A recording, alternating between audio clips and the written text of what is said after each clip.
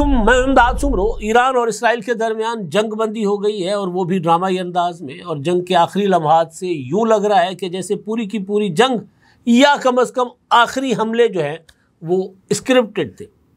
Iran ने Qatar में अमेरिकी अड्डों पर हमला किया और उसके बाद यूँ लग रहा था कि जंग जो है वो बहुत ज़्यादा अब फैल जाएगी, पूरा का पूरा मशरिक़ वस्ता उसमें शामिल हो जाएगा। मगर अचानक सदर डोनाल्ड ट्रंप के सोशल मीडिया पर बयानात आने शुरू हो गए और उन बयानात को देखकर वो जो मैंने जुमला कहा ना कि लग रहा था कि जैसे सब कुछ स्क्रिप्टेड है। अब जंगबंदी कैसे हुई, किसने उसमें अहम किरदार अदा किया और क्या फाइनल किया गया, इसराइल को कैसे मनाया गया, ईरान राज़ी कैसे हुआ, उस पर बात होगी। और साथ साथ एक और जंग छिड़ी हुई है, पाकिस्तान और इंडिया के दरमियान जंगबंदी तो है मगर इंडिया से कुछ वक्त के बाद कुछ ऐसी खबरें आती हैं थोड़े वक्त के बाद जैसे दोबारा इंडिया पाकिस्तान पर कोई हमला, कोई ऑपरेशन करने की तैयारी कर रहा है। अब तो बातें हो रही हैं ऑपरेशन सिंदूर पार्ट 2 की, मगर उस पर बाद में कभी डिटेल से बात करेंगे। लेकिन जो जुनूनियत है वो सर चढ़ कर बोल रही है। भारत में एक फिल्म, पंजाबी फिल्म रिलीज़ होने जा रही है 27 जून को। दिलजीत दोसांझ की और हानी आमिर की फिल्म है ये। हानी आमिर पाकिस्तानी है, दिलजीत दोसांझ जो है वो इंडियन पंजाबी है और अगर मैं गलत नहीं हूँ तो कैनेडियन नेशनल भी है वो। उन्होंने पाकिस्तानी अदाकारा के साथ फिल्म बनाई, फिल्म रिलीज़ करने जा रहे हैं तो देश द्रोही ठहरे। उनके खिलाफ क्या चल रहा है इंडिया में उस पर भी बात करेंगे, क्योंकि खाली मामला फिल्म का नहीं है, ये मामला उस जहनीत का है जिस जहनीत ने इस पूरे के पूरे खित्ते को तनाव और जंगों के दहाने पर रखा है। पूरा का पूरा खित्ता जो है इस जंगी जुनून में मुब्तला है बड़े अरसे से। तो आगाज़ ईरान इसराइल जंग से जो कि बंद हो चुकी है, लेकिन जंग बंदी से पहले इसराइल पर ईरान ने बड़े हमले किए। यानी जंग बंदी का जो टाइम मुकर्रर था उससे पहले ख़तरनाक किस्म के हमले किए। और ईरान में भी एक बड़ी दहशतगर्दी हुई जिसमें बड़ी तादाद में लोग जो है वो जाँ बहक हुए। वो इसराइल के हमले नहीं थे, एक दहशतगर्दी का वाक़या बताया जा रहा है, वारदात बताई जा रही है। अब जनाब हुआ कुछ यूँ था कि कल ईरान ने अचानक पहले ख़बर आती है कि कतर ने अपनी जो है वो फ़िज़ाई हदूद बंद कर दी हैं। फिर ख़बर आती है कि जी ईरान ने दोहा में अमरीकी अड्डों पर मिसाइल दाग दिए और कुछ मिसाइल इंटरसेप्ट कर लिए गए, कुछ मिसाइल अपने निशाने पर लगे।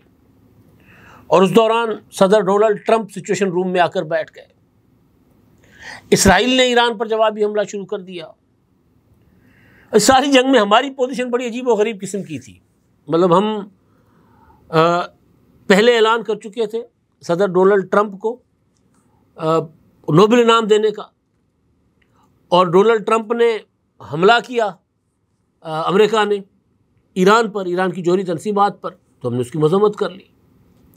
फिर कल ही हमारी कौमी सलामती कमेटी का इजलास होता है और उसमें हम बयान जो जारी करते हैं, यानी पाकिस्तान की कौमी सलामती कमेटी का हुकूमत जो बयान एलामिया जारी करती है उसमें कहा जाता है कि पाकिस्तान ईरान के हक़ दिफा की मुकम्मल हिमायत करता है। अब ईरान पर हमला कौन कर रहा है? अमेरिका के ऊपर वाशिंगटन डीसी, पेंटागन तक तो ईरान हमला नहीं कर सकता था। तो ईरान ने ऐलान कर रखा हुआ था कि अगर मेरे ऊपर अमेरिका ने बराह रास्त हमला किया तो मैं खित्ते में अमेरिकी मफादात को निशाना बनाऊंगा, अमेरिकी अड्डों को निशाना बनाऊंगा, कहा गया था। उसकी हमने हिमायत कर दी। लेकिन जब ईरान ने दोहा में, कतर में अमेरिकी अड्डों पर हमला किया तो हमने उसकी मजम्मत कर ली। अजीब व गरीब किस्म का मखमसा था। हम उसके साथ थे या उसके साथ थे, समझ नहीं आ रही थी, क्योंकि ये जंग अजीब व गरीब किस्म का इस जंग में ना गुंजल से पड़ गए थे कि सब एक दूसरे के साथ, सबके बेहतर ताल्लुकात। पाकिस्तान कतर से भी बिगाड़ना नहीं चाहता, पाकिस्तान ईरान से बिगाड़ना नहीं चाहता, पाकिस्तान सऊदी अरब से बिगाड़ना नहीं चाहता, पाकिस्तान अमेरिका से बिगाड़ना नहीं चाहता, और ये सारे ममालिक एक दूसरे से बिगाड़ना नहीं चाह रहे थे। तो इस वजह से जंग ने अजीब व गरीब किस्म का एक ना वो रुख अख्तियार कर लिया था। तो बहरहाल वापस आता हूँ, जैसे ही कतर में, दोहा में अमरीकी अड्डों पर हमले किए इसराइल, सदर डोनाल्ड ट्रंप जाकर सिचुएशन रूम में बैठ गया। यूँ लग रहा था कि जैसे अब ख़तरनाक किस्म के हमले जो है ना वो ईरान पर होंगे। मैं अपना आखिरी व्लॉग रात वाला करके भी घर पहुंचा ही था तो अचानक देखा तो सदर डोनाल्ड ट्रंप ने अपना जो ट्रुथ सोशल है उसके ऊपर एक बयान रखा हुआ था, कॉन्ग्रेचुलेशंस, मुबारक हो सबको, अमन का वक्त हुआ चाहता है। फिर मैं थोड़ा सा और नीचे गया तो ट्रंप का वो तारीखी बयान वो मैंने पढ़ा, मैं हैरान हुआ। फिर उससे मुझे लगा कि यार ये मामला कोई स्क्रिप्टेड लग रहा है कि सबकी इज्जत बरकरार रहे, जंग भी बंद हो जाए। उसमें ट्रंप साहब ने कहा कि जी ईरान ने हमारे ऊपर हमले किए और बड़े कमज़ोर हमले किए ईरान ने कोई 14 मिसाइल उन्होंने कहा कि हमारे ऊपर अमेरिकी अड्डों के ऊपर दोहा में दागे, जिसमें से 13 जो हैं वो तो हमने इंटरसेप्ट कर लिए, लेकिन एक मिसाइल को ज़रा आज़ाद छोड़ दिया गया क्योंकि वो किसी और रुख की तरफ जा रहा था, उसको हमने कुछ नहीं कहा और वो जाकर कहीं गिरा। और उन्होंने कहा कि खुशी से मैं ऐलान ये कर रहा हूँ कि हमारा कोई नुकसान नहीं हुआ, जानी नुकसान नहीं हुआ, अमेरिकी सब महफूज हैं और कोई बहुत बड़ा माली नुकसान होने का, यानी जो वो अड्डों को भी कोई बहुत बड़ा इंफ्रास्ट्रक्चर को भी कोई बहुत बड़ा नुकसान होने की कोई इतलात नहीं है। उन्होंने कहा कि अच्छी बात है, ईरान ने अपना गुस्सा निकाल लिया, अब उम्मीद करते हैं कि जो तनाव है ये कम होगा, ये नफरतें कम होंगी। बाद में पता चला, बाद में ट्रंप साहब ने एक और ट्वीट किया, उन्होंने कहा कि जी ईरान ने हमें बता दिया था कि मैं हमला करना चाहता हूँ। हमने कहा ठीक है, कर लो भाई। और ये भी उन्होंने कहा कि ईरान की डिमांड थी कि मुझे हमला करने दिया जाए ताकि मैं कम से कम अपने लोगों में मैं तो कोई बात कर सकूं कि हमने जंगबंदी किस बुनियाद पर की है। आपको याद होगा कासिम सलमानी को शहीद किया गया था ईरान में, तो उसके बाद यही हुआ था कि ईरान ने कहा था कि जी मैंने इसराइल पर जवाबी हमला करना है। फिर उन्होंने जवाबी हमला किया था और उसके बाद बात आई गई हो गई थी, ख़त्म हो गई थी, तुमने हमला किया, हमने भी हमला किया। और ये तक कि जी ईरान ने कल कहा कि हमने उतने मिसाइल दागे हैं अमेरिकी अड्डे पर जितने अमेरिका ने B-2 तैयारों के ज़रिए हमारी जोहरी तनसीबात पर दागे थे। ये सारे बयानात जो हैं इस चीज़ की गम्माज़ी करते हैं कि सारा मामला जो कम से कम आखिर जो है जंग की, जंगबंदी से पहले के जो वाक़यात हैं वो तयशुदा थे कि अच्छा जी उन्होंने ये किया, अब आप भी ये कर लें, उसके बाद कोई हरकत नहीं करनी। ईरान ने कहा ठीक है। इसराइल के मुतालिक खबरें जो आ रही हैं वो ये है कि इसराइल को बताया गया कि हमने ईरान का जौहरी प्रोग्राम ख़त्म कर लिया। इसराइल ने कहा ज़बरदस्त, फिर मैं भी जंगबंदी को तैयार हूँ। अब मज़ेदार चीज़ देखें कि अमेरिका ने अपना जो हमले किए फर्दों पर, नतन्स पर, असफ़हान पर, जो जौहरी तनसीबात हैं, अमेरिका और इसराइल का दावा है कि हमने जौहरी प्रोग्राम उनका वाड़ दिया है, ख़त्म हो गया, बढ़ गया वो। बल्कि कल तो JD वैंस कह रहे थे कि बहुत पीछे चला गया, बहुत बड़े अरसे तक वो इस काबिल नहीं ईरान होगा कि वो दोबारा जौहरी प्रोग्राम जो है ना वो हथियार बनाने के करीब पहुंच सके। ईरान कह रहा है कि नहीं, हम तो बिल्कुल अपने, हमारा तो एक एक चीज़ जो है वो उसी तरह कायम है, कोई हमारा नुकसान नहीं हुआ। ईरान कह रहा है कि हमने जी बड़ा नुकसान पहुंचा अमेरिकी अड्डों को, अमेरिका कह रहा है हमारा सब कुछ सही सलामत है। तो देखें ना कितना कमाल किस्म की चीज़ है कि उसको भी राज़ी कर लो, उसको भी राज़ी कर लो और बीच में जंगबंदी करा दो। तो ट्रंप साहब ने इस सारी सूरत हाल में जो बयानात जारी किए उसमें उन्होंने कहा कि जी मुबारकबाद हो, इसराइल और ईरान के दरमियान जंगबंदी पर मुकम्मल इत्तफाक हो गया है। इसराइल और ईरान के दरमियान अगले 6 घंटों बाद हमले बंद कर दिए जाएंगे, जबकि दोनों ममालिक अपने जारी आखिरी मिशन मुकम्मल कर लेंगे। ये मिशन मुकम्मल करने वाला टाइम था, उसमें ईरान ने मिसाइल दागा और उसमें 4 इसराइली जो हैं वो बताया गया है कि हलाक हो गए। वो मैं आपको बताता हूँ। अच्छा, और मज़ीद कहा कि बाज़ाब्ता तौर पर जंगबंदी का आगाज़ पहले ईरान करेगा और 12वें घंटे पर इसराइल भी जंगबंदी शुरू कर देगा, जबकि 24वें घंटे पर 12 रोज़ा जंगबंदी के ख़ात्मे को दुनिया भर में बाकायदा तौर पर तस्लीम कर दिया जाएगा। प्रॉपर एक टाइम फ्रेम दिया गया कि इस तरह पहले ये पहल करेंगे जंगबंदी करने में और फिर वो करेंगे, अगले करेंगे, यानी इसराइल करेंगे। अगर सब कुछ मंसूबे के मुताबिक चला और बिल्कुल चलेगा तो मैं, यानी कह रहे कि अगर चला, लेकिन कह रहे चलेगा भी, तो मैं इसराइल और ईरान दोनों को उनकी हिम्मत, इस्तकामत और दानिशमंदी पर मुबारकबाद देना चाहता हूँ। उन्होंने ऐसी जंग को ख़त्म किया जिसे बरसों जारी रखा जा सकता था, और ये जो जंग है उन्होंने कहा कि पूरे मशरिक़ वस्ता को तबाह कर सकती थी। और बाकी उन्होंने दुआ की कि खुदा इसराइल और ईरान पर रहम करे, खुदा मशरिक़ वस्ता, अमेरिका और खुदा पूरी दुनिया पर रहम करे। अच्छा, इसमें एक और चीज़ जो सियाणे हैं ना, जो जंगी तारीख़ को और जो असले की इंडस्ट्री है या जंगी असला जो है उसको जो समझते हैं और जानते हैं, उनकी राय ये है कि इस तरह की जंगें जो होती हैं वो हथियार की आजमाइश के लिए, आजमाइशी परवाज़ें जिस तरह होती हैं उसके लिए छेड़ी जाती है। जिस तरह कहा गया कि जो बंकर बस्टर है ये इस लेवल पर पहली बार इस्तेमाल किया गया है। आजमाइश थी कि जी इस्तेमाल करके कामयाब हो भी सकता है कि नहीं हो सकता। इस्तेमाल किया गया, दागा गया अमेरिका की तरफ से, और उसके बाद अब रिज़ल्ट आना अभी बाकी है कि कितना एक नुकसान हुआ न्यूक्लियर साइट्स को, हुआ नहीं हुआ। उसके बाद अगर नहीं हुआ तो अमेरिका अपने वो जो बम है उनका, वो जो 13,000 किलोग्राम का 30,000 पाउंड का जो बम है उसको एनहेंस करेगा, उसको मज़ीद बेहतर करेगा। अगर हो गया तो ज़बरदस्त कमाल हो गया। तो ये इसलिए भी ये जंगें होती हैं।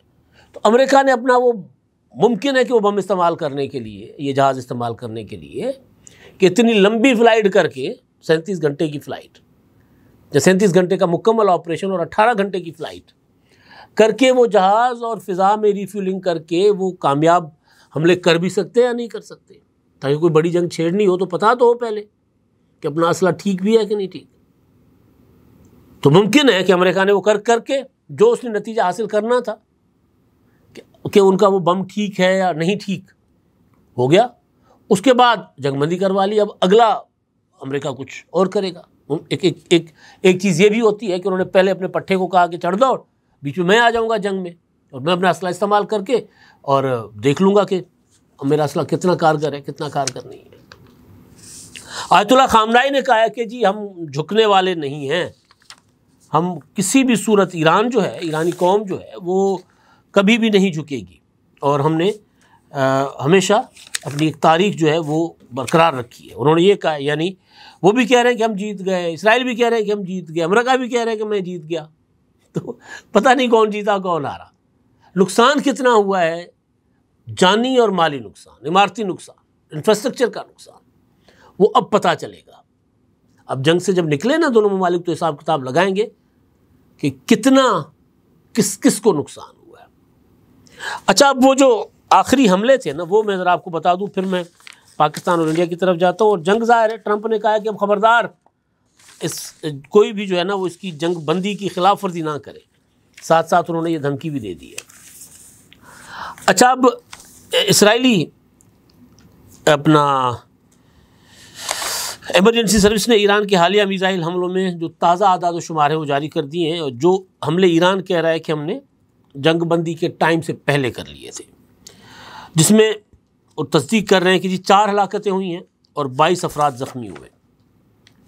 और उधर ईरान के एक सूबे में दहशतगर्दी का वाक़या हुआ है, और उसमें जो BBC रिपोर्ट कर रहा है, शुमाली इलाके में गिलान में वहाँ के गवर्नर दफ्तर का कहना है कि वहाँ पर एक दहशतगर्द वाक़या हुआ है स्थान अशरफिया पर, और 9 अफराद हलाक हुए और 33 ज़ख्मी हुए। तो इस तरह की चीज़ें ज़ाहिर चलती रहेंगी, प्रॉक्सीज मेरा ख्याल है चलती रहेंगी। बाकी जो है वो जंग बंद कर दी गई है। अब देखते हैं इसके नतीजा क्या निकलता है। ट्रंप ने जो जंग बंदी करवाई है वो कितनी मौसर होगी, और मुमकिन है कि अब तक जब तक मेरा व्लॉग सुने तो सदर डोनाल्ड ट्रंप साहब जो हैं वो फिर एक ट्वीट कर दे कि देखें मैंने ईरान इसराइल की जंग भी ख़त्म करवा दी, इतनी ख़तरनाक जंग जो साल तक चल सकती थी, लेकिन फिर भी ये मुझे नोबेल इनाम नहीं देंगे। मैंने 2 एटमी ताकतों पाकिस्तान और इंडिया के दरमियान जंग बंदी करवाई, फिर भी ये मुझे नहीं देंगे नोबेल इनाम। और मुमकिन है कि फिर आज हमारी हुकूमत फिर ऐलान कर दे कि हम नामजद करेंगे, हम अपने ऐलान पर कायम हैं। अब तो खैर जवाब बनता है कि हाँ जी ट्रंप ने जो है वो करवा दिया है, अपना सीज़ फायर करवा दिया है, तो दे दें उनको अपना नोबेल इनाम अमन का। अच्छा जी, अब आपको एक मशहूर बड़ा एक कॉन्सर्ट लंदन में हुआ था दिलजीत दोसांझ का, और दिलजीत दोसांझ वैसे भी बहुत बड़े मकबूल फ़नकार भी हैं और पंजाबी फिल्म इंडस्ट्री के सुपरस्टार भी हैं। चमकीला फिल्म ने उनको चमका दिया था ज़्यादा। अच्छा, उसके बाद दिलजीत दोसांझ का अमेरिका में बहुत बड़ा कंसर्ट हुआ था और जिसमें बहुत ज़्यादा लोग थे। उसमें अचानक एंट्री होती है पाकिस्तानी एक्ट्रेस, ड्रामा एक्ट्रेस हैं, हानी आमिर की। बहुत खूबसूरत अदाकारा है, बहुत अदाकारी भी बड़ी कमाल की करती है। उनको वो देखते हैं अपने उसमें क्राउड में, तो दिलजीत दोसांझ उनको आवाज़ दे के बुला देते हैं और फिर उनको कांधे पे हाथ रख के और उनको ले जाते हैं। पूरा वो जो रैंप होता है जहाँ पर वो खड़े होकर वो गाना शाना गाता है स्टेज पर, बड़े खूबसूरत मनाजिर थे। हल्ला मच गया कि जनाब दिलजीत दोसांझ ने पाकिस्तानी अदाकारों को स्टेज पे बुला लिया, ये कर लिया, वो कर लिया। ये वो वक्त है जब वो एक फ़िल्म की शूटिंग कर रहे होते हैं। फिल्म है सरदार जी पार्ट 3। अब ये फिल्म इंडिया में रिलीज़ होनी थी, पाकिस्तान में रिलीज़ होनी थी, क्योंकि दोनों मुल्कों के अदाकार हो तो फिर रिलीज़ हो जाती है। किसी गैर जानिबदार मुल्क में अगर वो फिल्म जो है वो फिल्माई गई हो न्यूट्रल वेन्यू पर, तो अब वो फिल्म जो है वो पहलगाम हमलों की जद में आ गई। पाकिस्तानी अदाकार फवाद खान, उन्होंने भी कोई इंडिया में एक फ़िल्म बनाई थी, तो पहलगाम के टाइम पर वो रिलीज़ होनी थी, तो हल्ला मच गया, वहाँ पर शोर मच गया। फिल्म पहलगाम सानियात के उसमें चढ़ गई। ये क्या होता है, सिनेमा में भर चढ़ गई कहते हैं ना, बहरहाल उसकी भीड़ चढ़ गई। हाँ, उसकी भीड़ चढ़ गई। अब ये फिल्म भी सोचा जा रहा था कि रिलीज़ की जाए ना की जाए, सूरत हाल क्या है, तो फाइनली ये फैसला हुआ कि 27 जून को फिल्म रिलीज़ की जाए।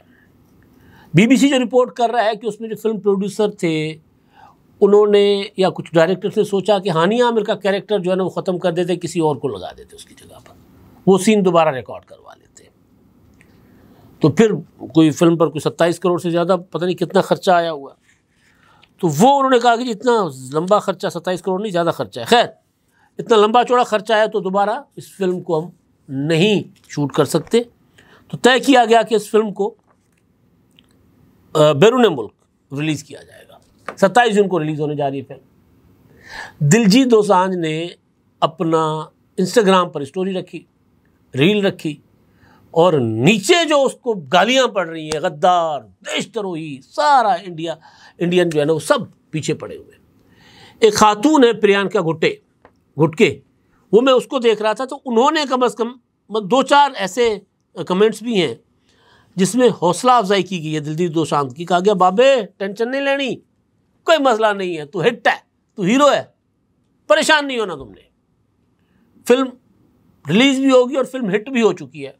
कुछ ने लिखा कि नहीं, फिल्म तो फ्लॉप हो गई है।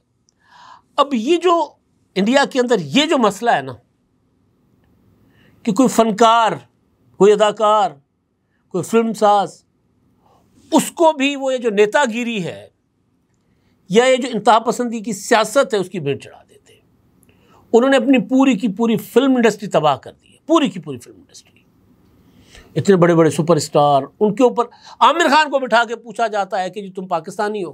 भाई आमिर खान मतलब अपने वतन के साथ मोहब्बत करता है भाई, उसकी इतनी कमाल फिल्में अपने वतन से मोहब्बत में, और उसको होनी भी चाहिए वतन के साथ मोहब्बत। जो जहाँ रहता है उसको अपने वतन के साथ, धरती के साथ मोहब्बत होनी चाहिए। उनके ऊपर शक क्योंकि वो मुसलमान है।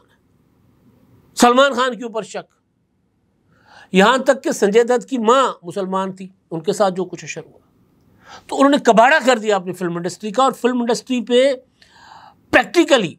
प्रैक्टिकली वहाँ पर इंतहा पसंदों का कब्जा है इस वक्त।